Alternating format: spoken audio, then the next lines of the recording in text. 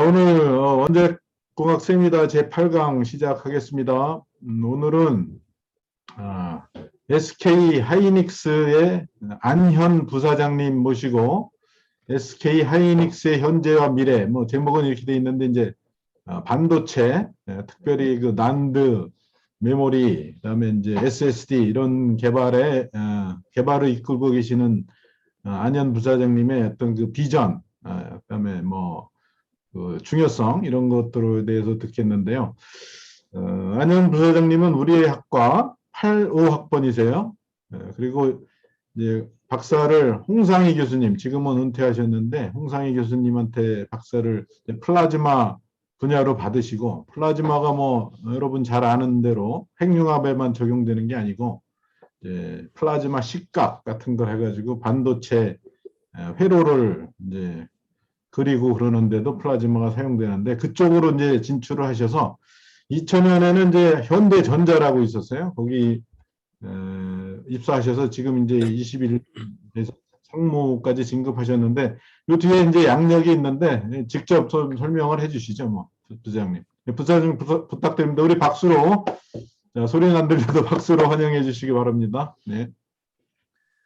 예, 반갑습니다. 저희 서울대학교 훌륭하신 저 후배님들께 이렇게 시간을 만들어 주셔서 세미나를 할 기회를 주셔서 너무 감사드립니다. 양력이 이렇게 좀 정리가 되어 있는데, 저는 2000년도 2월에 이제 홍상희 교수님으로부터 핵융합 플라즈마 쪽하고 플라즈마 응용 쪽으로 이제 박사학위를 하고 현대전자에 입사해서 연구소에서 플라즈마 etch 공정으로 한 8년 정도 일을 하고, 그 다음에 이제 CEO께서 새로 오시면서 전략 기획 쪽으로 옮겨서 또 한 7년 정도 근무를 하고, 그 다음에 이제 낸드 개발 쪽으로 가서 지금 현재는 그 솔루션 개발을 맡고 있고, 2년 전에 이제 부사장으로 이제 2년 전부터 부사장으로 근무를 하고 있습니다. 이제 제 사진에 이렇게 3개의 시계가 있는 거는 제가 맡고 있는 조직 중에 이제 미국 산호제 조직, 그다음에 유럽의 벨라루스, 대만, 타이완에 이렇게 세 군데 글로벌 개발 조직들을 하고 같이 이제 빈번히 협의를 하다 보니까 방에 이제 3개가 있는데, 제가 의도한 바는 아니지만 자연스럽게 글로벌화가 되고 있습니다. 양력은 간단히 이렇게 말씀을 드리고요. 다음 장을 부탁드리겠습니다. 제가 오늘 약 한 50분 정도의 시간에 걸쳐서 말씀드리려고 하는 거는 저희 반도체, 특히 한국이 강한 메모리 반도체 산업의 동향, 그리고 이제 그 안에서 SK 하이닉스의 과거와 현재를 간략히 이제 말씀을 드리고요. 이제 저는 원래 원자력공학과 출신으로 이제 플라즈마라든지 핵물리, 핵융합 이런 쪽을 공부를 했던 경험을 가지고 반도체 쪽에 가서 어떤 분야에 쓰이고 있고 지금 그 분야의 기술 발전은 어떻게 되고 있는지를 챕터 2에서 메모리 디바이스 개발 방향과 플라즈마 응용 부분에서 좀 설명을 드리도록 하겠습니다.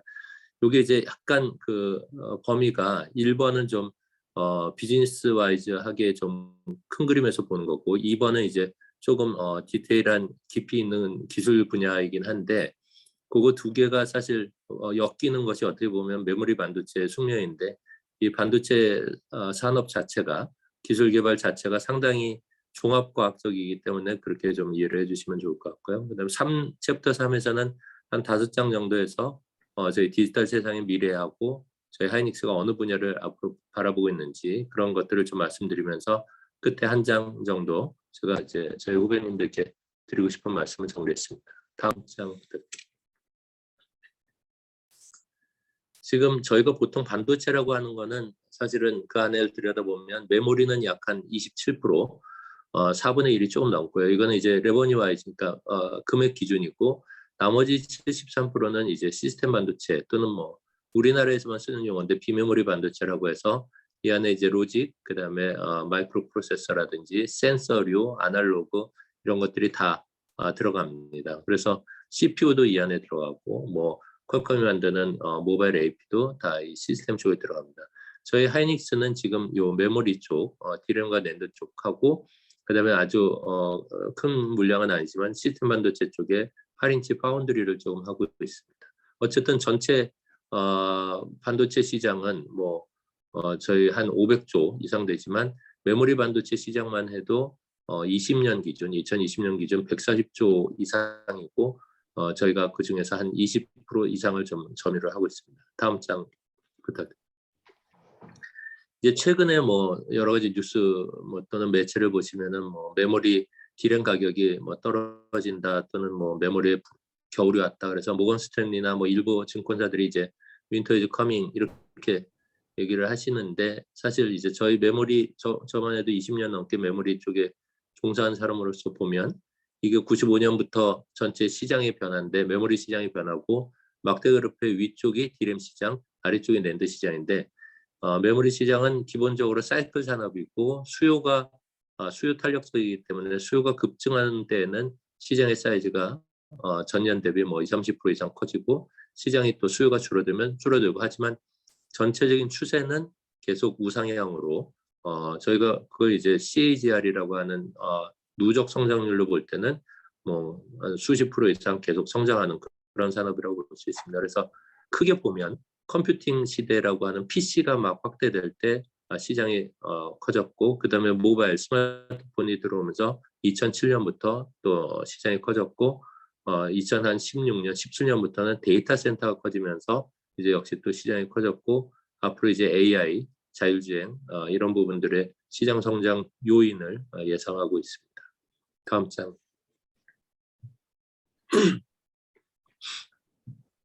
네, 하나 앞장으로 잠깐 부탁드리면 다음 장입니다. 네, 일단 뭐 그 하이닉스는 저희가 처음에 설립된 게 83년이고요. 그 83년 이후에 대략 한 90년대까지는 이제 D램에만 집중을 하면서 뭐 저희가 세계 최초로 1기가 싱크 D램을 개발한다든지 이런 일들을 진행했지만 전 세계에서 이제 포지션은 아직 미미했습니다. 근데 99년에 이제 LG 반도체랑 합병하고 여러 가지 외환위기 등등에서 어려운 사업 환경 때문에 상당히 어려운 상태에서 2001년에 하이닉스 반도체로 이제 현대그룹에서 스핀오프가 되고 이후에 약 10년 정도 저희가 나름 독자적으로 계속 성장을 꾸준히 해오다가 2011년 말에 이제 SK그룹으로 편입되는 것으로 이제 확정이 됐고요. 지금은 SK그룹의 주력 계열사로 쭉 성장을 하고 있습니다. 다음 장. 하이닉스가 만들어내는 제품은 뭐 저희가 여기 이제 한 6가지 정도로 나타냈는데 데이터 센터, 즉 아마존이나 마이크로소프트, 구글 같은 곳에 이제 디램과 낸드를 SSD를 공급하고 있고요. 모바일 쪽에서는 이제 저희가 뭐 애플, 뭐 지금은 줄어들었지만 이제 화웨이라든지 오포, 비보, 샤오미 전 세계 모든 스마트폰 업체들에게 디램과 낸드 그리고 디램 낸드를 합친 MCP라는 제품을 공급하고 있고 CIS, 시모스 이미지 센서도 공급을 하는 상황입니다. 그래서 뭐 옆에 이제 PC향이라든지 컨슈머, 뭐 그래픽 카드에도 저희가 이제 공급을 하고 특히 엔비디아에다가 저희가 HBM2E라는 상당히 이제 고성능 제품 같은 것들을 거의 마켓시어 90% 이상 저희가 선점하면서 지금 앞으로 빅데이터 시대에 준비를 하고 있습니다. 다음 장. 그래서 이게 이제 어떻게 보면 비즈니스 측면에서는 뭐 좀 한번 정리하는 장표이긴 한데 2020년 기준으로 저희가 보면 저희는 19년도 그랬지만 2020년에 대략 한 258억 불 돈으로 치면 한 30조 원 정도 매출했고요. 올해는 훨씬 더 상회하는 매출을 지금 예상하고 어제 저희가 이제 실적 발표를 3분기 실적 발표를 했지만 역대 최대 이제 3분기 분기 매출을 달성한 정도로 이제 성장을 하고 있습니다. 그래서 전 세계 반도체 기업 중에 지금 1위가 인텔이고 2위가 삼성이고 3위가 저희 하이닉스고 4위가 마이크론 뭐 이런 식으로 쭉 가게 됩니다. 그래서 2위, 3위가 이제 다 한국에 있는 업체들이고 메모리 반도체를 이제 주력으로 하고 있는 그런 상황입니다. 네, 다음 장. 그럼 앞으로 저희 하이닉스의 비전은 어떤 부분이냐? 지금까지는 이제 오른쪽 아래 보시는 그 컨벤셔널 메모리라고 하는 디램 낸드를 중심으로 저희가 사업을 해왔다면 앞으로는 차세대 메모리, 좀 전에 말씀드린 하이 밴드위스 메모리라든지 그다음에 인텔리전트 메모리라고 해서 AI 기능하고 저희 메모리 기능하고를 합쳐서 이제 메모리가 과거에는 데이터를 저장만 했는데 데이터를 연산하고 처리하고 하는 기능까지 하는 인텔리전트 메모리 쪽으로 가려고 하고요. 그걸 더 넘어서는 앞으로 한 20년, 15년, 20년 후에는 인간의 뇌를 모사한 뉴로무핑 메모리나 아니면 DNA 스토리지, DNA 형태로 저희가 데이터를 저장하는 DNA 스토리지라든지 뭐 이런 기존의 폰노이만 구조라고 하는 컴퓨팅 아키텍처를 완전히 바꾸는 구조에서의 차세대 메모리 등등을 개발해서 결국은 저희는 이렇게 생각을 하고 있습니다.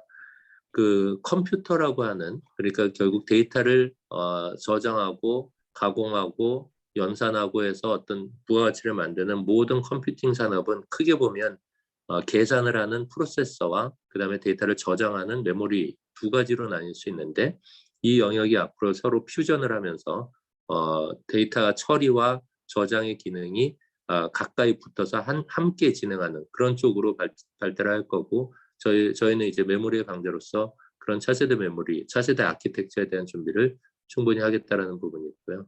그런 어떤 메모리의 발전 방향이 자연스럽게 나중에 이제 자율주행이라든지 엣지 컴퓨팅이라든지 여러 가지 다양한 어플리케이션으로 이제 데이터가 확대될 텐데, 거기에 대한 대응도 될 수 있다라는 게 이제 저희의 미래 비전이라고 볼 수 있습니다.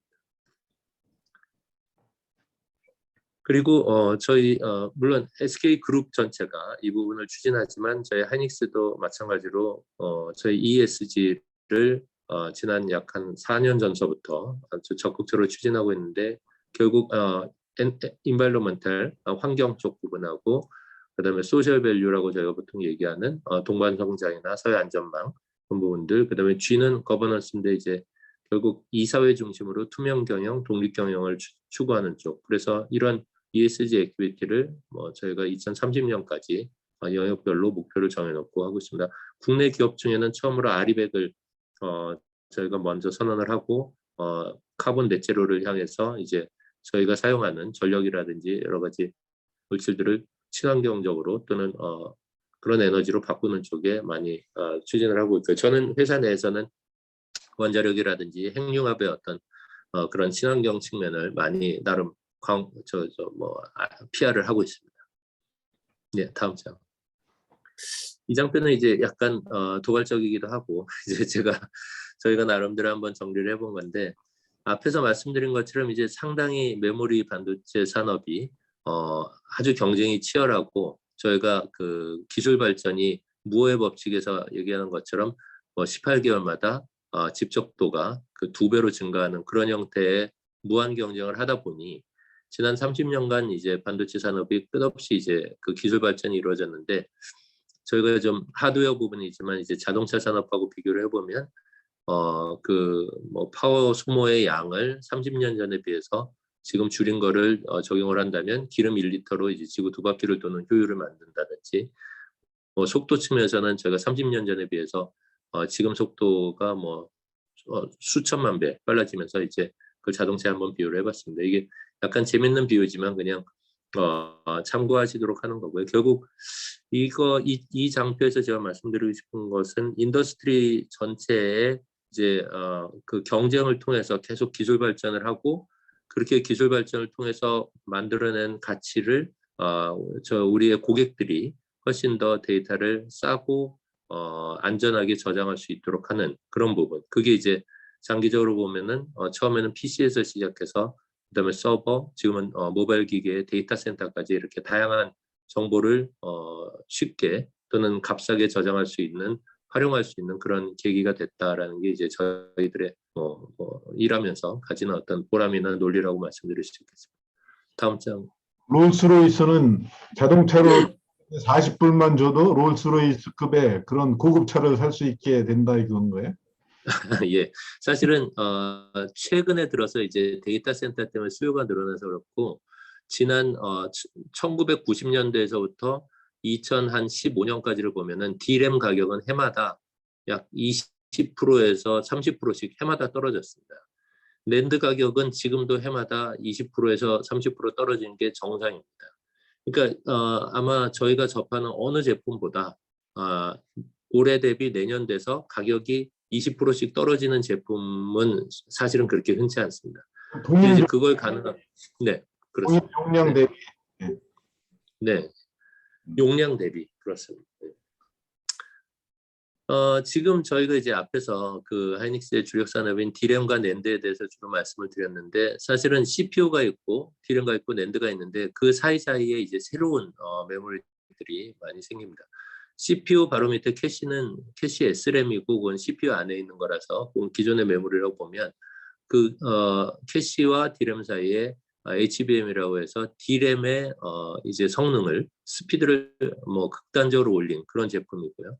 그다음에 D램과 SSD 사이에는 스토리지 클래스 메모리라고 해서 SCM이라고 해서 이제 정보가 저장도 되면서 이제 집적도도 올라가는 그런 제품들. 그래서 결국은 네, 잠깐만요. 말씀하시죠. 여기 지금 약어들이 이제 나오는데 D램 이거 뭐 다 알아야 될 텐데 모르는 사람도 혹시 있으니까 다 D램 그러지 이것이 뭐를 뜻하는지 잘 모르는 학생도 있을 수 있으니까요. D램, 네, 네, 안드 뭐의 약자인지 어떤 네. 살짝만 좀 설명해 주시면.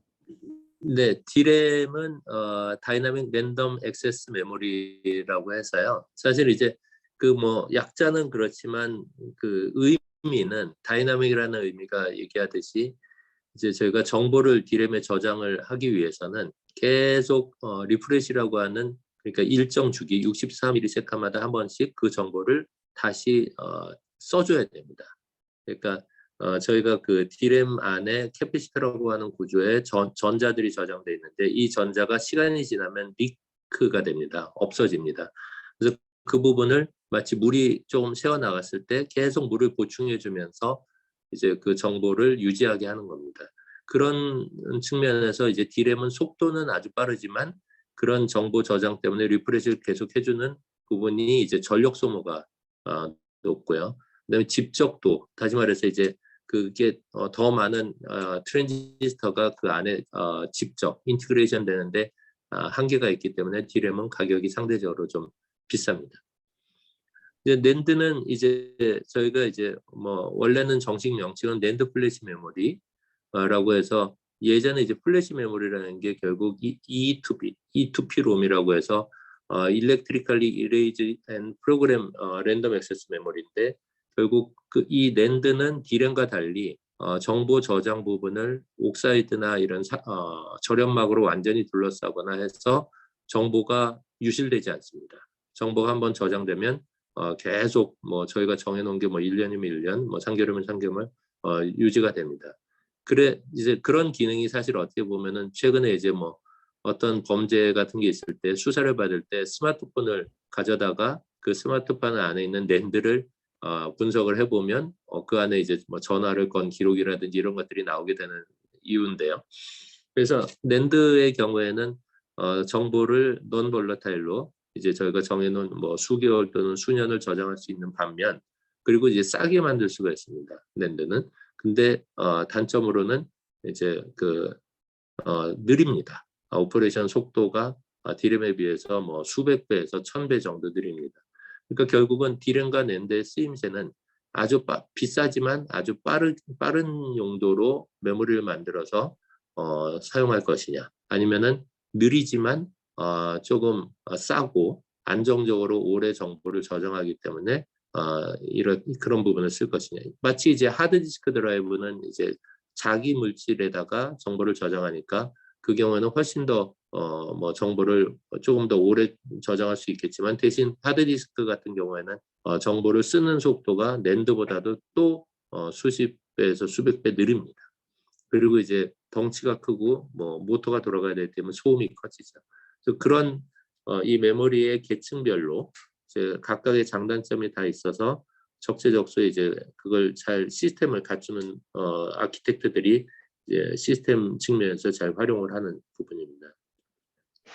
약간 어떻게 설명이 되셨을까요, 교수님? 뭐다 학생들이 잘 알아들었겠죠. 예. 네네. 그래서 이제 오른쪽에 써놓은 부분을 간략히 말씀드리면, 사실 이 내용을 뭐 저희 학생분들께서 다 아실 필요는 없지만 이제 이 부분은 말씀드리고 싶습니다. 이제 기술 개발하는 측면에서 이볼루셔너리 패스라고 하는 우리가 지금까지 해오던 거를 좀 더 익스텐션해서 그러니까 예를 들어 열을 하고 있었으면은 50, 뭐 70, 100까지 해나가는 것들을 이제 더 잘하는 부분이 있고, 이제 회사에서 연구를 하다 보면 전혀 경험하지 못했던 부분, 완전히 새로 해야 되는 부분, 그런 부분의 연구를 저는 레볼루셔너리 패스라고 하고, 어떻게 보면 지금 현재 사업에서 벌어들인 어떤 여력, 돈이라든지 뭐 사람 이런 부분들을 어떻게 빨리 레볼루셔너리 패스에 잘 투입을 해서 미래에 대한 준비를 하느냐, 이런 것들이 이제 그 밸런싱을 하는 게 회사 입장에서는 상당히 중요한 부분이고, 그래서 저희가 이제 대학원이나 뭐 대학에서 이제 전공을 준비를 하고 오신 분들이 예를 들어서 연구소로 가신다 하면은 주로 레볼루셔너리 패스들을 많이 아마 관심을 가지시게 될 것 같습니다. 네. 그래서 앞부분은 이제 뭐 이게 지금 저희 공대시고 이제 기술 쪽에서 보실 때 조금 재미가 없으셨을 수도 있는데, 이제 두 번째 챕터는 약간 기술 중심으로 말씀을 드리겠습니다. 다음 장. 이제 저희가 IDM이라는 표현을 쓰는데 결국은 뭐냐면은 반도체를 만들 때 뭐 TSMC라는 업체는 파운드리 업체고, 그다음에 뭐 예를 들어 픽셀 플러스나 이렇게 설계만 전문으로 하는 퀄컴도 그렇고, 이런 업체들은 이제 저희가 팹리스 설계 전문 업체라고 팹리스라고 하는데, 삼성전자나 저희나 IDM 업체들은 처음에 이제 선행 R&D에서부터 여기 그림에 보시면 위쪽에 디바이스하고 프로세스를 개발하는 R&D 또는 프로덕트 플래닝, 상품 기획에서부터 설계, 개발, 생산, 이제 매스 프로덕션 생산에 해당되겠죠. 그 다음에 이제 그걸 패키지로 작은 칩으로 만들어서 테스팅하는 이 전체의 공정을, 전체의 이 부서들을 다 한 회사에 담고 처음부터 끝까지 전체를 다 하는 형태를 저희가 IDM, 인티그레이티드 디바이스 매니팩처링이라고 이렇게 보통 얘기를 합니다. 그래서 IDM은 사실 어떻게 보면 기술의 완결성이나 뭐 안정성 측면에서 고객이 볼 때는 상당히 안정적이지만, 대신 또 여러 펑션을 앞에 선행 개발에서부터 뭐 대규모 양산이나 테스트 기술까지 다 회사 내에 보유를 해야 되기 때문에 어떻게 보면 한국의 대기업과 같은 그런 형태가 어떻게 보면 더 잘 맞지 않았나, 이런 생각도 해봅니다. 지나고 보면. 네, 다음 장.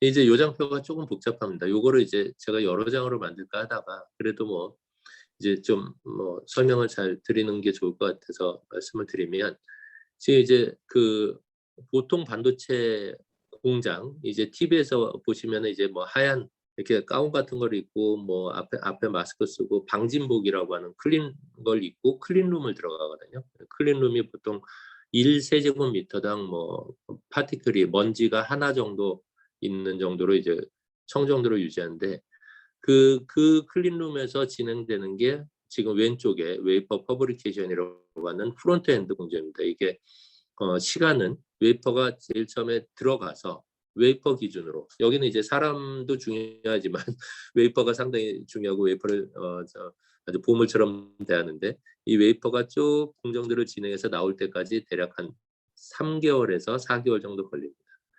그리고 그 공정, 네.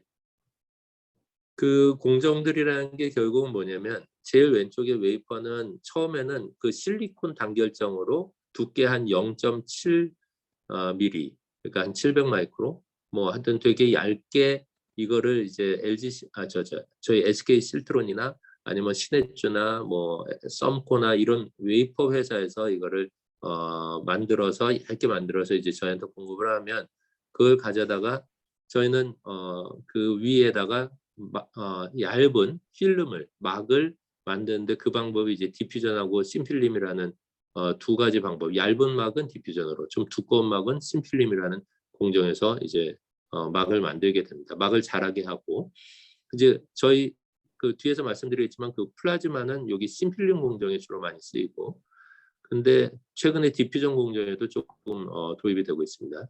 그리고 나서 그런 막에다가 위에다가 포토 공정에서 이제 마스크를 만듭니다. 이 마스크는 우리가 PR이라고 해서 그 빛에 반응을 하는 감광제 같은 그 물질을 얇게 뿌려서 막을 만들고, 같은 걸로 해서 막을 만들고, 그 위에 저희가 그 노광 장비를 이용해서 패턴 형태의 빛을 쏘여줍니다. 그럼 빛을 맞은 곳은 뭐 제거가 되고, 빛을 안 맞은 곳은 그대로 남고 하는 식으로 해서 위쪽에 일종의 배리어를 만드는 형태로 저희가 마스킹 작업을 한다고 표현을 하는데, 그 회로 패턴을 마스크하는 작업을 하는데, 이런 포토 작업을 보통 뭐 제품에 따라 다르지만 한 뭐 40개에서 뭐 30개에서 한 50개 정도, 50번 정도 이렇게 합니다. 그리고 그렇게 형성된 상태에서, 네, 층이, 심플림이 몇 층이에요? 한 층이에요? 아니면 여러 층이 있는 거예요? 심필림이 뭐 수십 층이 있습니다. 수십 층이요. 이게 하고 거기다 포토를 하고 또 이제 층을 쌓고 이제 이렇게 되는 거죠. 그렇습니다. 뭐 뒤에 약간 개념도가 있습니다만, 지금 디램 같은 경우에는 그 층이 수십 층이고, 낸드 같은 경우는 그 층이 수백 층입니다. 그래서 그 층마다의 물질들이 다 다르게 증착이 되고 형성이 되고, 그 위에 마스크를 해서 그 다음 엣치라는 공정이 사실 대부분 플라즈마를 사용하는데, 플라즈마와 화학약품을 사용하는 웹 엣치 두 가지로 나뉘는데, 그 플라즈마를 사용해서 그 막이 있는 부분은 보존이 되고, 막이 없는 부분은 플라즈마의 여러 입자들을 이용해서 제거를 하게 됩니다. 그걸 뭐 한자로는 식각이라고 하고 영어로는 에칭이라고 뜯어내는 거죠. 그렇게 하면 어떤 우리가 원하는 형상이 되고, 그런 형상을 수십 수백 번 반복해서 전체 디램이나 낸드 또는 뭐 CPU 같은 칩이 하나가 완성이 되는 겁니다. 그게 이제 웨이퍼 위에 전체 웨이퍼 위에 완성이 됩니다. 7mm로 시작했던 게 어떻게 두께가 나중에 얼마나 돼요? 지금 처음에 저희가 700 마이크로, 예를 들어 뭐 0.7mm 정도로 시작을 했다면, 나중에 그 위에 전체 올라가는 게 한 10 마이크로에서 20 마이크로 정도 두께가 올라갑니다. 그러니까 실제로 이 막을 입히는 두께가 저희는 이제 옹스트롱 단위를 쓰는데, 아주 얇은 막은 50옹스트롱에서 아주 두꺼운 막도 한 뭐 10,000옹스트롱 뭐 이러니까, 결국 뭐 지금 저희 원자력공학과니까 옹스트롱이 10의 마이너스 10승미터고, 그게 예를 들어 뭐 10,000옹스트롱이라 해도 결국 1마이크로미터 정도밖에 안 되는 거죠. 그래서 두께가 정말 상상할 수 없을 정도로 얇고, 저도 실제 그 펩 공정에서 공장, 그러니까 저희가 펩이라고 하는 데서 뭐 일을 할 때 보면은, 저희가 전자현미경 주로 이제 투과 전자현미경도 쓸 때 있지만, 주사 전자현미경 셈을 가지고 측정을 할 때 거의 뭐 보면은 정말 그 저희가 보통 바이러스라고 하는 것보다 더 미세하게 패터닝을 하기 때문에, 약간 그 클린룸 안에서 누가 재채기를 하거나 뭐 이러면은 그 파티클 오염을 받습니다. 실리콘 웨이퍼가. 그러면 이제 그 웨이퍼를 버리게 되는데, 그 당시에 웨이퍼 한 장이 뭐 1,000만 원 뭐 이랬으니까. 네, 그렇습니다. 그렇게 해서 이제 엣치 공정을 하고, 물론 이제 그 플라즈마를 주로 활용하기도 하지만, 웨스를 활용하든 엣치 공정을 하면은 위에 그 남아있던 그 아까 감광제, 그런 부분들이 되게 약간 찐득찐득하게 남기 때문에, 그런 것들을 CNC라고 하는, CNC는 클리닝 앤 CMP인데 클리닝 공정에서 다 제거하기도 하고, CMP는 케미컬 미케니컬 폴리싱이라 그래서 결국 화학약품도 쓰고 이렇게 약간 연마제 같은 거를 써서 평탄화를 시키는 겁니다. 왜냐면 이게 막을 여러 번 올리고 또 식각하고 막 이러면서 구조가 복잡해지면, 이게 이제 그 높낮이가 달라지면 마스킹 작업이 어렵기 때문에, 그걸 이렇게 편편하게 또 평탄화 작업을 해야 됩니다. 그래서 이걸 뭐 오늘 저희 학생분들께서 다 아실 수는 없지만, 대략 한 뭐 5, 600 또는 6, 700개의 공정들이 다 모여서 아주 빈틈없이 앞단 공정이 뒷단에 약속한 대로의 품질을 또는 성능을 만족하면서 공정이 넘어가야 나중에 전체 제품이 이 웨이퍼 위에서, 저희가 수율이라고 하는데, 웨이퍼 위에 칩이 예를 들어 3,000개가 있다 그러면 그 중에 뭐 2,800개가 사는 칩, 뭐 그게 이제 결국 각사의 경쟁력인데요. 어느 회사는 3,000개 칩 중에 2,500개가 살고, 어느 회사는 3,000개 중에 2,900개가 살면, 당연히 2,900개 사는 회사에 이제 원가가 낮아지면서 수익률이 높아지기 때문에 그런 경쟁이 이제 되게 치열합니다. 그래서 이런 한 600개 정도의 공정이 되게 치밀하게 잘 전달이 잘 화합하면서 아무 문제 없이 진행이 돼야 되는데, 제가 왜 이걸 자세히 말씀드렸냐면, 제가 볼 때는 그 부분에서 대한민국 엔지니어들이 가장 세계 최강이라고 봅니다.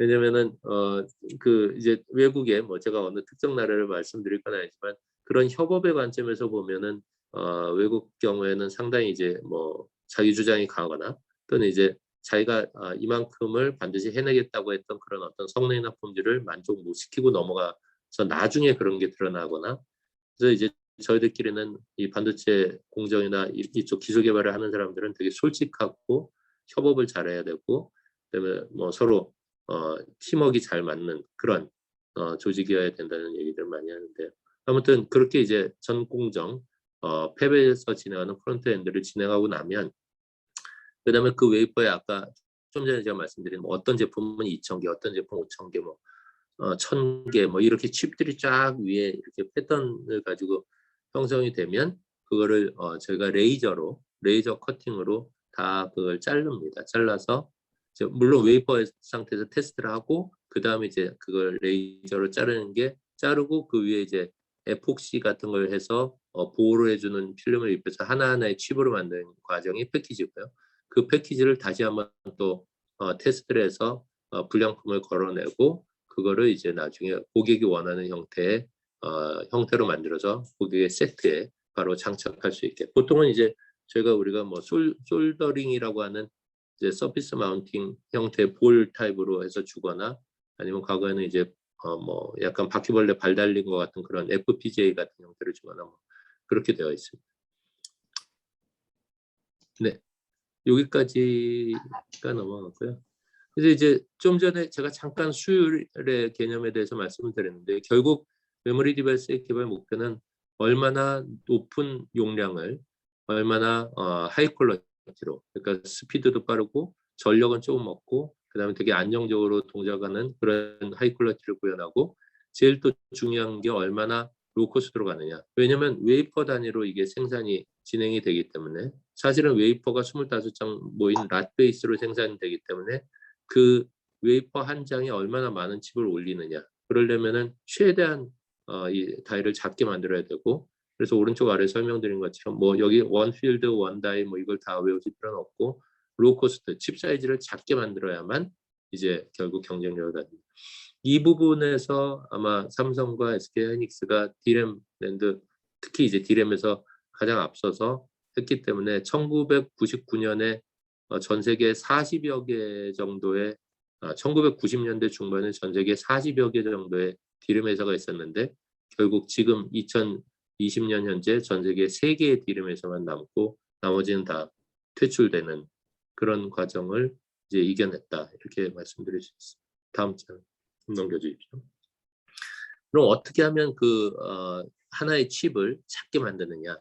그 칩 하나에 보통 지금 저희가 개발하는 제품 같은 경우에는 대략 이 지금 보시는 까만 부분이 이제 전기가 흘러가는 부분이고, 그 둘러싼 위에 왕관처럼 된 부분이 이제 나이트라이트 절연망인데, 이 까만 네모난 거 하나하나가 이제 말하자면 게이트 트랜지스터입니다. 이제 저희가 뭐 전자기 시간에 가장 기본적으로 배우는 칩의 기본 중에 기본이 이제 트랜지스터인데요. 그 트랜지스터 하나인데 이게 저희 칩 안에 대략 뭐 제품마다 다르지만 80억 개, 많은 거는 뭐 40억 개에서 80억 개, 나중에 이제 160억 개 이렇게 들어가는데, 그 단위 사이즈를 줄이면 전체 칩의 사이즈도 거기에 따라서 줄어듭니다. 그래서 신문이나 뭐 매체, 뭐 특히 이제 증권사 자료 같은 데 보면 뭐 하이닉스가 1A 나노를 했네, 뭐 마이크론이 1Z 나노를 했네. 그 얘기가 이제 1Z 나노 같으면은 뭐 16 나노다. 어느 회사는 16 나노로 요거를 형성하고 어느 회사는 15 나노로 형성을 하면 이 다이스 사이즈가 대략 한 7, 8% 차이 나면서 그게 다 원가의 경쟁력으로 되기 때문에 모든 지금 D램 세계 회사가 다 이 트랜지스터를 최대한 줄이는 노력을 하고 있습니다. 지금 여기 보여드리는 사진은 이제 저희 기술 보안 측면에서 최근 거를 올릴 수 없어서 과거에 160 나노일 때, 80 나노일 때, 뭐 60 나노일 때 이런 사진들을 보여드렸습니다. 이것도 뭐 이걸 자세히 아실 필요는 없지만 가만히 보시면 160 나노일 때는 그 까만 게이트 아래가 편편했는데 80 나노일 때는 타원이 되고, 60 나노로 되니까 타원처럼 내려오다가 아래쪽에 또 하나 동그란 볼처럼 만들게 되죠. 이게 왜냐면 이 게이트 사이즈가 너무 작아지면 TR이 이제 원치 않게 쉽게 동작을 해버리기 때문에 아래 전자가 흘러가는 길이를 인위적으로 늘려주는 기술입니다. 그러니까 이런 이제 그 아주 작은 땅에서 기술 개발이 계속 매 테크마다 진행이 되면서 이제 다이를 작게 만드는 그런 노력을 하고 있습니다. 다음 장.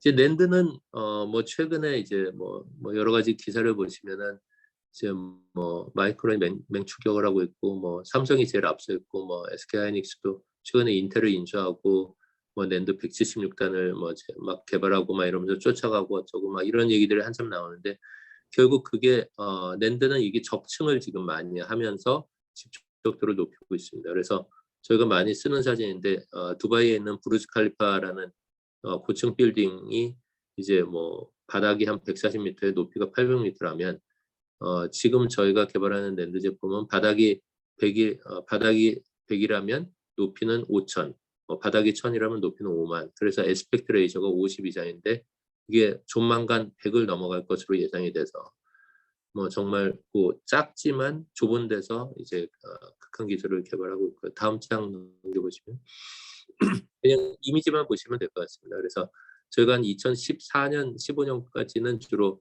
위에 보시는 2디멘전, 2차원적인 어떤 그런 낸드 플래시를 쭉 개발을 해왔다가 이제 저희뿐 아니라 모든 회사가 그걸로는 더 이상 이제 차별화, 집적도가 안 되니까 오른쪽 아래 이제 약간 컬러풀하게 보이는 그림처럼 3차원으로 이 낸드를 여러 층을 지금 현재 저희가 개발한 건 한 250층에서 뭐 350층 정도를 적층을 하고 그거를 이제 가운데 구멍을 뚫고 옆으로 이제 다시 또 뭐 구멍을 뚫고 해서 여기 보시면 약간 뭐 빛이 막 이렇게 교차한 것처럼 보여지는데 이런 형태가 되고 있고, 단위 셀이 낸드 같은 경우는 수천억 개가 한 칩에 들어가 있어서 이제 상당히 그 공정 기술의 난이도가 높은 상황입니다. 이런 것들을 지금 저희랑 삼성, 뭐 마이크론, 뭐 저 일본의 키옥시아, 그다음에 미국의 웨스턴 디지털, 그다음에 미국의 인텔은 이제 저희가 지금 인수를 하기 직전이고요. 그다음에 중국의 YMTC. 그러니까 결국은 각 나라가 뭐 각자의 어떤 기술력을 걸고 진짜 국가 대항전을 하고 있는 그런 상황입니다. 다음 장. 그럼 이제 저는 원자력공학과에서 이제 저는 플라즈마 전공을 했으니까 플라즈마가 그럼 어디에 쓰이느냐, 어떻게 쓰이느냐, 그걸 간략히 뭐 지금 학부 3학년 분들이시고 이미 이제 전자기학을 배우신 분도 계시고 아니신 분도 계실 텐데 뭐 어느 정도 뭐 잘 배우지 않으셨어도 이해되도록 한번 좀 말씀을 드려보겠습니다.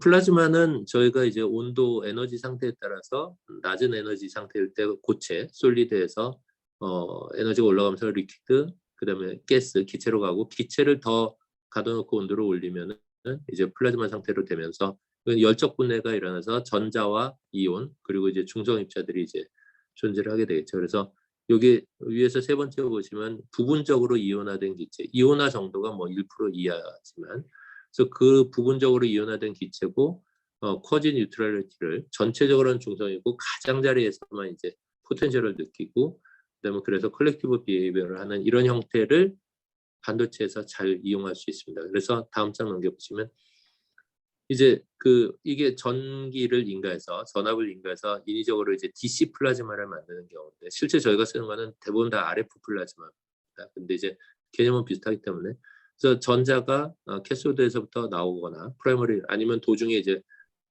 충돌로 인해서 만들어진 전자가 다시 중성 입자랑 부딪혀서 전자와 이온을 추가로 만들고 그것들이 이제 또 이온은 다시 캐소드로 들어오면서 또 전자를 방출시키고 그래서 가운데는 중성을 유지하고 가장자리 쪽에는 이제 이온이 입사하고 이런 부분이죠. 그리고 라디칼이라고 해서 이제 중성 입자인데 전자가 뭐 재궤도에 있지 않아서 에너지를 갖고 반응성이 높은 그런 기체들이 풍부하게 존재를 하게 되는 거죠. 제가 다음 장에 넘겨보시면 이제 이런 상태에서 여기 여러 가지 반응들이 플라즈마에 있게 되는데 예를 들어 제가 좀 전에 말씀드린 익사이테이션 결국 전자가 그 궤도 내 원자 내의 궤도 전자를 이제 뭐 K실에 있는 걸 L실로 옮긴다든지 제 기억으로는 그렇습니다. 아우터 궤도로 옮기면 그만큼 에너지가 올라가게 되는 그게 이제 라디칼 형태로 볼 수 있고 또는 아이오나이제이션, 이온화를 시킨다든지 뭐 리컴비네이션 한다든지 또는 뭐 저희가 만약에 가스를 뭐 CF4를 넣었는데 그거를 디소시에이션 시켜서 CF2와 F2를 넣게 되면 F2가 훨씬 반응성이 좋아진다든지 이렇게 되는 거죠. 그래서 여러 가지 플라즈마 내에 뭐 다양한 반응들이 다양한 위치에서 이제 벌어지게 되고요. 다음 장 보시면 저는 이제 학교에서 플라즈마를 공부할 때는 이게 왜 반도체에 쓰이는지를 잘 몰랐는데 회사에 가서 이제 양쪽 공부를 다 이제 하다 보니까 알게 됐는데 웨이퍼 위에 여러 가지 필름들, 특히 감광제라고 아까 말씀드린 그 마스크 필름들은 온도에 약합니다. 그래서 온도가 한 뭐 400~500도 올라가면은 다 형체가 없어져 버리는, 녹아버리는 거죠.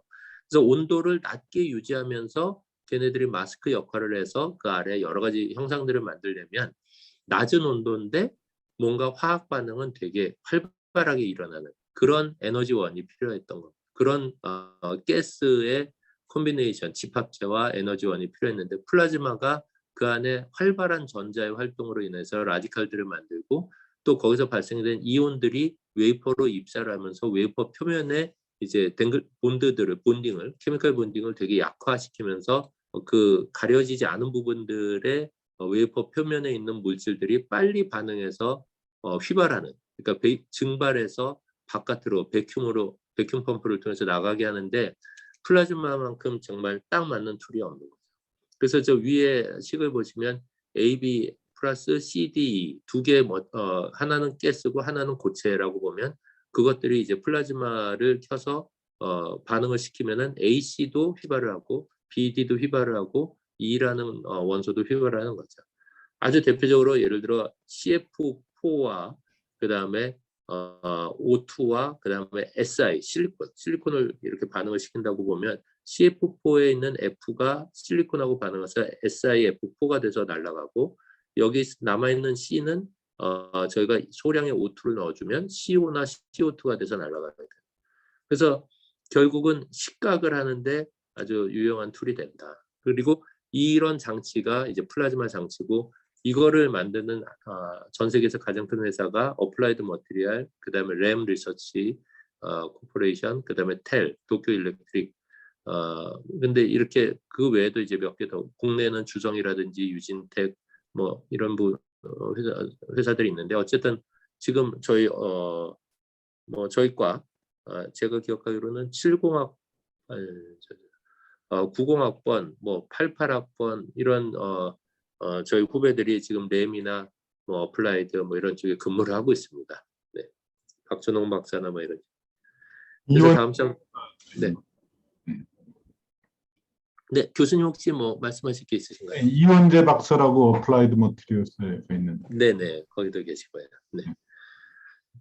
그래서 이게 요 장치의 가격을 대략 말씀을 드리면 최근에 이제 뭐 어마어마하게 올라가서 요 챔버 하나에 뭐 가격이 제가 지금 좀 떠나왔는데 저는 이제 공정을 떠나서 저는 지금 어떻게 보면은 회로 설계나 뭐 소프트웨어 개발 이런 쪽을 전체 조직을 맡아서 하고 있습니다만은 요 챔버 하나가 뭐 한 20억, 뭐 30억 이러고 그 한 시스템에 이런 챔버가 한 뭐 4개 달리면은 100억, 뭐 200억 이런 상태입니다. 물론 저희가 신문에서 보신 이제 EUV라고 하는 또는 이머전이라고 하는 그런 노광 장비가 되게 비싸지만 노광 장비는 한 대에 뭐 1,500억, 2,000억 이렇게 하지만 그거는 펩 하나에 많아봐야 뭐 10대 이 정도밖에 없는 거고 저희 엣지 장비는 하나에 뭐 한 100억 정도 하는데 한 번 펩에 깔리면은 뭐 100대, 200대 막 이렇게 하기 때문에 지금 이제 뭐 반도체 쪽에 이제 투자의 패러다임이 이제 엣지 중심으로 달라지고 있는 상황. 다음 장. 이거 이제 약간 모식도인데 그냥 그 엣지 장비만 있어서 되는 게 아니고 그 엣지 장비에 이제 뭐 가스와 전력을 공급하는 부분들이 있고요. 그다음에 그 저희가 애칭을 하고 나면 아까 그 말씀드린 뭐 CO2나 CO도 나오고 SIF도 나오고 이런 부산물들이 대부분 톡식 가스이기 때문에 그런 것들을 받아다가 스크러버라고 하는 부분에서 또 후처리를 해서 전혀 이제 환경에 문제가 없는 그런 가스로 보냅니다. 그 부분은 또 저희 뭐 저 홍상현 교수님 연구실에 상하 플라즈마로 이제 플라즈마 스크러버를 뭐 하는 뭐 저희 후배들도 계시고 뭐 그런 쪽도 또 플라즈마를 쓰고 있고요. 그래서 이 전체 세트가 결국은 클린룸 아래 이제 저희가 플래너 에어리어라고 하는 쪽에 이런 뭐 가스 캐비넷이나 밸브의 모듈이나 뭐 스크러버는 뭐 위로 갈 수도 있지만 아무튼 이런 것들이 다 파워 서플라이나 뭐 베큐um을 잡아주는 진공 펌프들, 저희는 주로 터보 몰리큘러 펌프를 쓰는데 뭐 그런 것들이 다 엣지 장비나 뭐 심플림 장비 이런 것들이랑 엮여서 반도체 팹을 구성을 하고 있고, 이 전체 보시는 모듈을 뭐 요것만 해도 뭐 200억, 300억 이렇게 될 거라고 했죠. 다음 장. 네.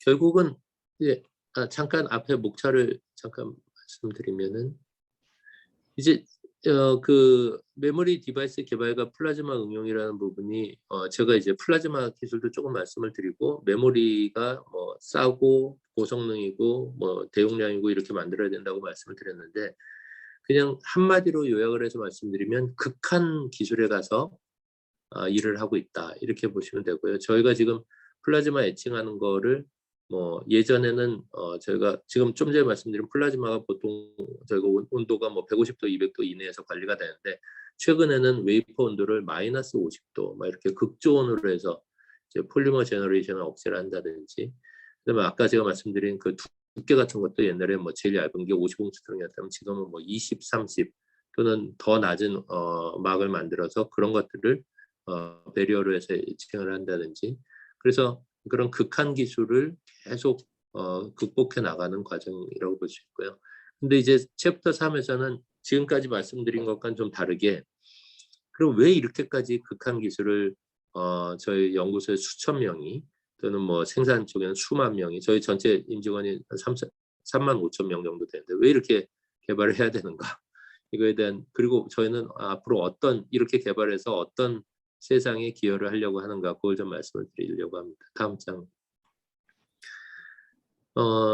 저희 하이닉스의 고객분들이 지금 뭐 전 세계 아주 뭐 대기업들 또 많은 일반 소비자 고객분들이 계시지만, 저희의 미래의 고객분들은 지금 초등학생이나 이제 어린이들을 이렇게 생각해 보면, 영유아까지도 생각해 보면 앞으로는 데이터에 너무나 친숙한 제너레이션들이 확대될 거라고 보고요. 뭐 지금 뭐 제가 써진 거 읽지는 않겠습니다만, 저희가 볼 때는 현재 대비 앞으로 10년 후에는 하루에 생성하는 데이터가 여기는 네 배로 적었지만 저희가 볼 때는 관성이 작용을 하면 수십 배가 더 넘어갈 수도 있고, 데이터의 속성상 데이터가 만들어지면 또 그 데이터들을 조합해서 새로운 데이터를 만들어내는 그런 형태가 될 거라고 보고 있고요. 다음 장. 그다음에 이제 그걸 촉발하는 요인들이 있습니다. 과거에 이제 PC가 저는 80년대에 처음 PC를 접했는데 90년대에 가서 뭐 맨날 PC 조립하고 뭐 이런 일들을 하다가 그때 이제 PC가 성장하면서 D램이 확 수요가 늘고 하는 것처럼 지금은 이제 5G의 확산, 그래서 통신의 여러 가지 지금 저희가 볼 때는 넷플릭스나 이런 회사들이 저희한테 참 큰 수요를 만들어주고 있는 거라고 보고 있고요. 그다음에 이제 지금 테슬라가 이제 뭐 가장 이제 전기차를 앞서고 있지만, 또 테슬라의 AI 기능이 많이 탑재돼 있지만 그 AI 자율주행 기능이 앞으로 광범위하게 그냥 표준으로 정해진다면, 그게 테슬라가 될지 현대차가 될지 뭐 어디가 될지 모르겠습니다. 그렇게 된다면 그 자동차 한 대가 거의 이동하는 서버 데이터 센터가 될 거고, 그 자동차가 안전주행을 위해서 주위의 자동차들과 주고받는 정보들, 도로 교통망과 주고받는 정보들, 또 자동차 안에서 소비자들이 뭔가 사용해야 되는 엔터테인먼트 데이터들, 이런 것들이 어마어마한 또 새로운 기회를 만들 거라고 생각해서, 그게 데이터 센터가 받아줄 수도 있고 엣지 컴퓨팅 뭐 데이터 센터가 받아줄 수도 있고 뭐 각각 이제 클라이언트 단말에서 받아줄 수도 있고, 그래서 그런 것들에 큰 기회가 있다고 보고 있습니다. 다음 장. 그리고 저희는 그 와중에 아까 이제 교수님께서도 말씀 주셨다시피 지금 저희가 하드디스크 드라이브를 전 세계적으로 보면 한 80%, SSD가 아직은 가격이 높기 때문에 20% 정도를 쓰고 있는데, 사실 뭐 이 전력 소모량 측면에서 이제 하드디스크 드라이브가 이제 아무래도 모터를 기계 구동을 하다 보니 전력이 더 들어가고요. 지금 SSD 같은 경우는 그냥 저희가 아주 낮은 전압으로, 그것도 이제 정보를 한번 저장하면은 지워지지 않기 때문에, 아까 D램처럼 리프레시를 할 이유가 없기 때문에 저희가 카본 넷제로에 크게 기여할 수 있다, 이렇게 생각이 되고, 지금 뭐 HDD의 80%를 우리가 앞으로 한 10년 후에 전부 다 저전력 SSD로 바꾼다면 CO2가 4,400만 톤 연간, 그게 이제 뭐 300만 톤 정도로 급격히 줄어들어서 뭐 그 사회적 가치로 보면은 연간 4조인데, 이건 돈이 문제가 아니라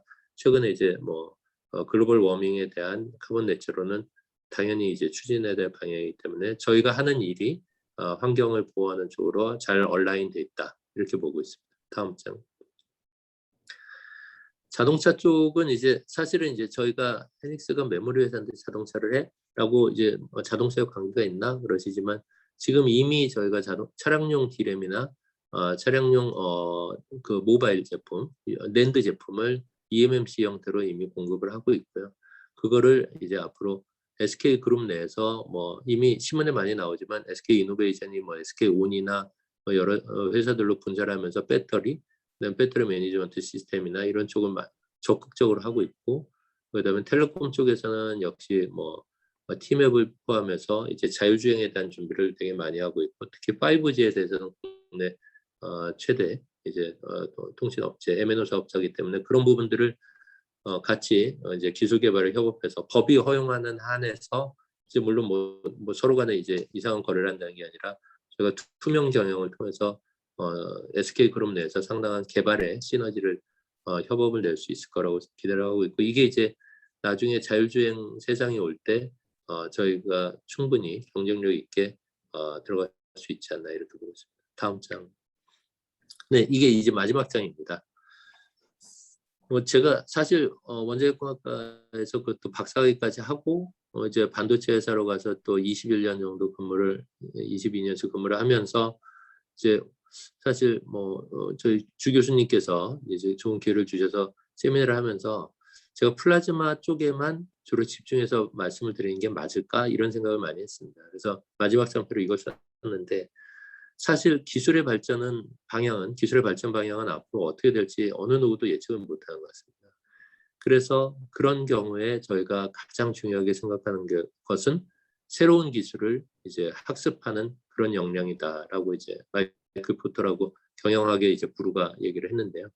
이게 이제 최근에 AI나 뭐 이런 쪽, 저도 1년 정도 AI를 집중적으로 공부를 했는데 보면 많은 분들이 자기 전공을 가지고 있으면서 뭐 새로운 기술을 AI를 했을 때 그게 AI 플러스 X라고 해서 실제 부가가치가 나오는, 결국 AI 알고리즘을 개발하는 사람들은 소수고 그 AI를 각자의 산업에 어떻게 쓰느냐, 그래서 새로운 어떤 가치를 만드느냐가 훨씬 더 중요한 것 같습니다.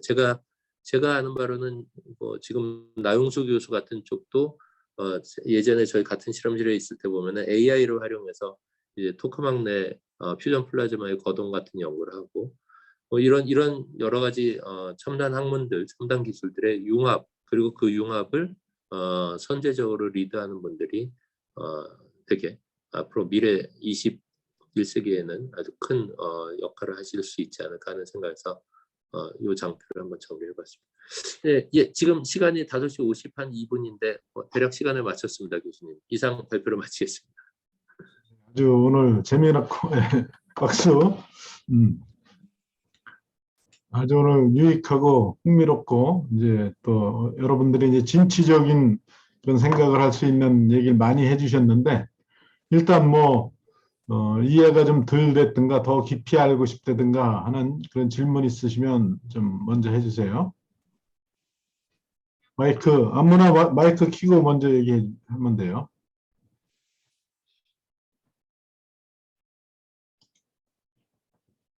자, 망설이지 말고. 저 교수님 혹시 제가 질문 하나 드려도 될까요? 네네, 네, 말씀하십시오. 네. 사실 이제 오늘 메인이 되는 질문은 아닐 수도 있는데, 이제 그 웨이퍼 같은 경우를 만들 때 항상 그림들이 다 보면 원형으로 되어 있던데, 저희가 뭐 다이를 만들거나 칩을 만들거나 전부 다 이제 사각형 모양으로 가공을 하게 되잖아요. 그러면은 저 테두리에 있는 부분을 다 버리게 되는 건데 그러면은 웨이퍼를 굳이 원형으로 이렇게 가공을 한 이유가 있는 건가요? 네, 아우 정말 좋은 질문입니다. 일단 웨이퍼를 원형으로 가공하는 가장 기본적인 이유는 저희가 초크랄스키 메소드라고 해서 실리콘 단결정에서 웨이퍼 인곳을 뽑아낼 때 이게 이제 웨이퍼가 정말 고순도의 실리콘 결정체여야 되기 때문에 싱글 크리스탈이어야 하기 때문에 제 손이 보이실지 모르지만 작은 막대기로 이렇게 살살살 휘저으면서 이렇게 쭉 뽑아냅니다. 그러면 마치 가래떡 뽑듯이 제가 옛날에 이제 실트론 공장에 가서 보니까 그걸 한 몇 날 며칠을 살살살 하면은 실리콘이 단결정으로 쭉 뽑아져 나옵니다. 그래서 그 실리콘 전체 인곳의 길이가 직경은 물론 300mm 웨이퍼니까 30cm고 전체 길이가 뭐 3m, 4m 이렇습니다. 그런 형태로 만드는 경우는 반드시 원형으로밖에는 안 나오는 겁니다. 사각이 되면 코너가 결정 상태를 유지할 수가 없습니다. 네. 그거를 나중에 레이저 커팅을 해서 저희한테 이런 얇은 원판을 공급을 하게 됩니다. 혹시 답변이 됐을까요? 네, 감사합니다.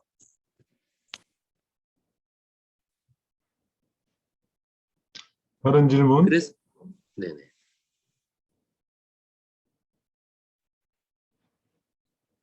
질문 하나 있습니다. 예.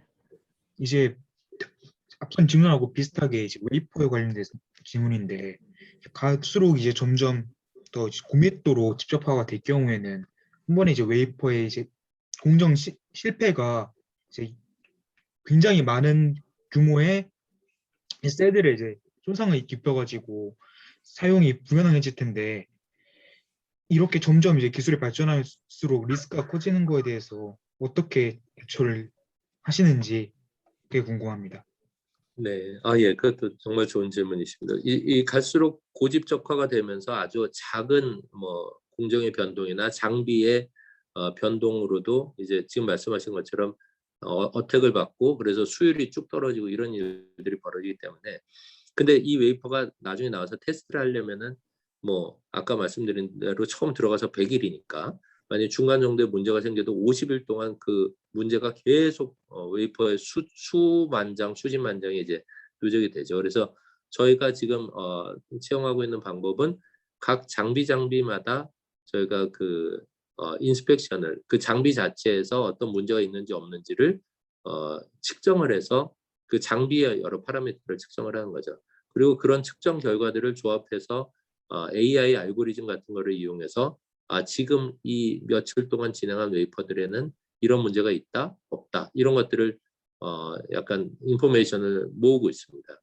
그래서 만약에 있다라고 하면은 그 즉시 이제 웨이퍼를 뭐 절단을 해서 문제가 있는지 확인한다든지 해서 그 문제가 더 이상 진행되지 않도록 하는 그런 어떤 AI적인 거를 하고요. 또 하나는 이제 그 장비라는 게 사용을 하면 이제 딱 신규 장비를 또는 뭐 새로 다 장비를 닦은 다음에 셋업을 하고 사용을 하면 뭐 2달 정도 쓰고 나면 장비가 그 특성이 약간 쉬프트가 됩니다. 그래서 그런 쉬프트가 오기 전에 저희는 이제 프리미티브 메인터넌스라고 해서 사전에 예방 정비를 해서 이제 이 장비 상태를 항상 최적으로 유지하는 그런 노력.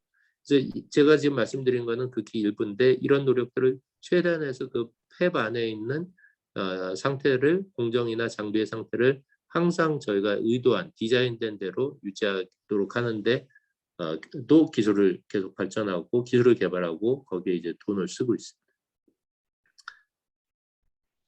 그래서 지금 말씀드린 데 대한 답변을 다 드렸는데 예를 들어 한번 상상을 해보시면 예를 들어 뭐 어느 나라에 지진이 났어요. 근데 이제 그 건물은 안전하지만 지진이 나면 이 반도체 내 클린룸 내 장비들이 이렇게 흔들리게 되죠. 그리고 흔들리는 자체만 가지고도 100%는 아니지만 뭐 30%에서 40% 장비들은 웨이퍼가 살짝 옮겨지죠. 한 1, 2mm. 그러면 그것 때문에 그 웨이퍼는 다 버려야 됩니다.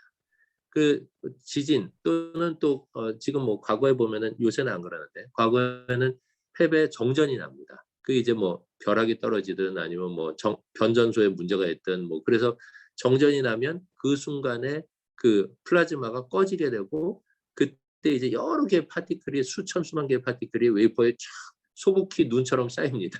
저도 옛날에 그런 경험을 몇 번 해봤는데 저희가 정전이 나면 엔지니어들이 다 라인에 들어가서 그걸 다 전자현미경으로 한 장 한 장 살펴봅니다. 그래서 그런 파티클들이 얹어지면 그 웨이퍼는 파티클이 절대 떨어지지 않기 때문에 상당히 많은 부분 버립니다. 그래서 지금 말씀하신 그런 장비와 공정의 안정성을 유지하는데 생산 기술은 제일 우선순위로 포커스를 하고 있습니다. 네, 감사합니다. 그 전력 안정성 관점에서 그 정전이 나면은 안 되잖아요. 그래서 뭐 UPS 같은 정전이 나자마자 대체 전력을 공급할 수 있는 그런 설비를 갖추고 있죠. 어떻게? 네, 다 갖추고 있습니다. 네. 네, 무정전 공급 장치라고 해서 이제 UPS를 갖추게 되는데 얼마 전에 작년 말인가 작년 올해 초죠. TSMC에서 정전이 났는데 네. 그 UPS로 견딜 수 있는 시간이 제가 듣기로는 한 3시간, 4시간 정도 되거든요. 하게 되네요. 근데 이제 그 정전이 4시간을 넘어갔습니다. 아, 그렇게 되면은 이제 UPS를 그 짧은 시간에 갖다 댈 수가 없으니까 이제 문제가 되고 또 삼성전자의 저쪽 텍사스 공장도 올해 이제 이상기후 때문에 글로벌 워밍 때문에 텍사스 공장이 한파가 불어닥쳐서 거기도 이제 정전이 됐었죠. 정전이 아니라 인위적으로 단전을 했죠. 그 다음에 다시 살리는데 상당한 시간이 뭐 예상했던 것보다 뭐 몇 주가 더 걸렸죠. 제가 들은 바로는 그런 일들이 이제 지금 이렇게 아주 그러니까 극한 기술을 하다 보니 그런 관리를 잘해야 되는 상황입니다. 네. 질문 하나 드려도 괜찮을까요? 네네. 네, 오늘 강연 감사하고요. 제가 예전에 그냥 얼핏 듣기로는 그 반도체 점점 사이즈가 작아지고 지금 있는 상황인데 지금 뭐 얘기를 하고 있기를 뭐 5나노 공정, 뭐 7나노 공정 이렇게 얘기를 하고 있잖아요. 그럼 이 정도 사이즈가 되면은 분명히 그 양자 터널링 효과 이런 것 때문에 혹시 이런 반도체에서 뭐 전류를 제어하거나 그런 문제가 생겨서 혹시 반도체 그러니까 이 작아지는 거에 한계가 혹시 생기지 않을까. 그래서 지금 이런 걸 연구하고 계시는 분께서는 이걸 어느 정도로 보고 계시는지 이게 궁금해서 제가 질문을 드리고 싶습니다. 네. 예, 그것도 정말 좋은 질문이신데 지금 일단 그 양자 터널이라는 부분이 사실은 저희가 트랜지스터에서 뭐 원치 않는 전압만 걸어져 있는 상태에서 전자가 이제 도통을 하게 되는 거죠. 그래서 트랜지스터가 꺼져 있어야 되는데 켜진다든지 이런 형태를 지금 이 집적도가 작아지면 작아질수록 우려를 합니다. 그래서 거기에 대한 대책을 현재는 제가 임플란트 같은 걸로 이제 뭐 이렇게 전자가 흐르지 않도록 배리어를 만든다든지 하는 거를 하고 그러나 이제 그것도 어느 시점이 되면 한계가 있기 때문에 아까 제가 그 게이트 사진에서 보여드린 것처럼 전자가 가는 길을 되게 돌아가도록 만든다든지 이런 일들을 하고 있고요. 근데 아까 5나노, 7나노 그 부분은 엄밀하게는 이제 그 파운드리 쪽, TSMC나 삼성 파운드리에서 그쪽은 이제 로직 게이트만 있기 때문에 저희처럼 그 셀을 전자를 저장하는 뭐 스토리지 노드 이런 게 없어서 좀 구조는 다른데 어쨌든 TSMC나 TSMC에서는 지금 2나노까지도 가능하다 이렇게 얘기를 했습니다. 그러니까 그냥 순수하게 게이트만 있는 경우에는 그건 이제 핀팩 게이트를 쓰는데 그런 경우에는 한 2나노까지는 가능할 걸로 예상을 하고 있고요. 지금 3나노 개발을 하고 있고 근데 저희 메모리 같은 경우는 10나노 아래쪽까지는 들어올 건데 아마 뭐 10에서 그냥 개인적인 소견으로는 뭐 10에서 한 7? 뭐 그 어딘가에 이제 한계가 오지 않을까라는 생각을 하고 있는데 그건 좀 개발하시는 분들하고 제가 생각이 다를 수는 있습니다. 그렇습니다. 답변 감사합니다. 네. 다른 질문 있어요?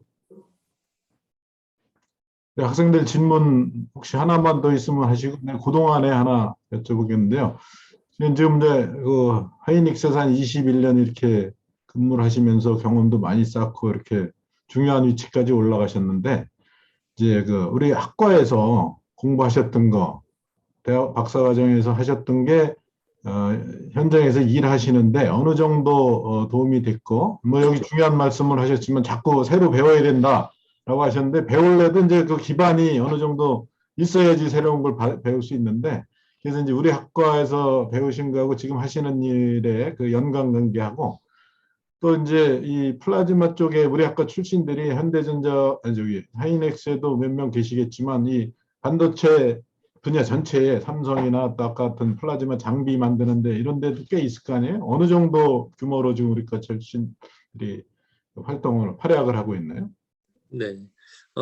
일단 첫 번째 말씀 주신 부분을 간단히 답변 드리면 저는 이제 졸업을 하고 나서 보니까 저희 원자력공학과가 되게 종합과학이었다라는 생각이 듭니다. 특히 저 같은 경우 핵융합 뭐 1억도 플라즈마를 가둔다라고 생각을 하고 이제 목표가 그러다 보니 1억도에 견디는 물질, 뭐 그게 텅스텐이 됐던 몰리브덴이 됐던 소재에 대한 연구도 해야 되고 그 정도의 이제 하이파워를 인가할 수 있는 어떤 뭐 전력 장치, 그 당시에 클래스트론이나 뭐 뉴트럴빔 인젝션 이런 공부들을 했던 것 같은데 그런 이제 종합과학에서 이제 필요로 하는 장비들을 공부들을 한 것이 반도체 와서 되게 도움이 많이 됐다고 생각합니다. 왜냐하면 그때 제가 배웠던 이제 가속기 공학 박혜일 교수님 쪽에서 배웠던 그런 부분들이 반도체 안에서는 지금 임플란트 공정에 거의 똑같습니다.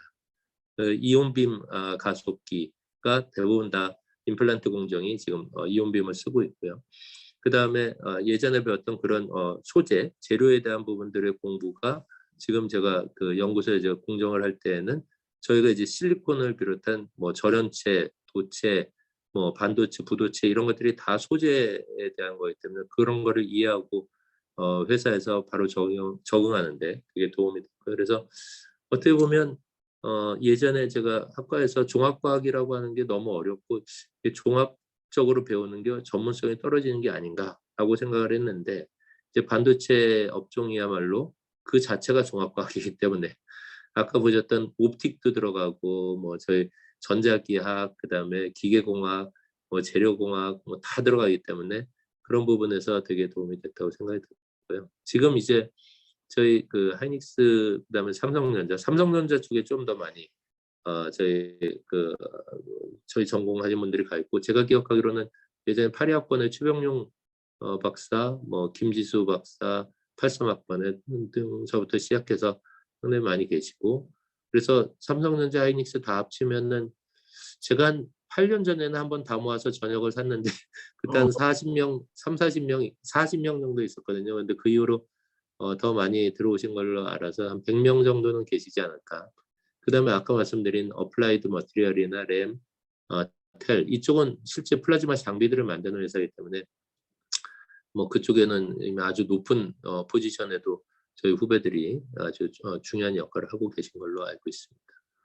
그쪽 장비 업계에도 뭐 적어도 한 3, 40명은 있지 않을까 이렇게 생각이 듭니다. 예. 네. 더 질문 있는가요, 학생들? 예.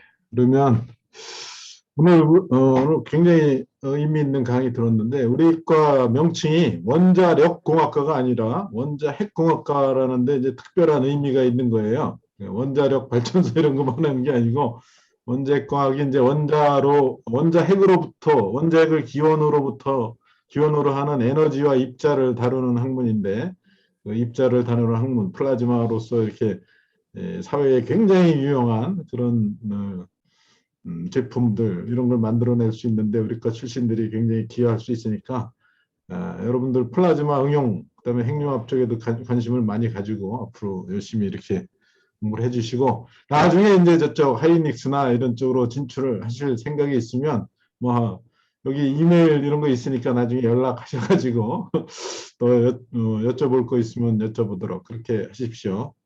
예, 오늘 부사장님 감사합니다. 예. 감사합니다. 수고, 네, 수고했습니다. 네. 네.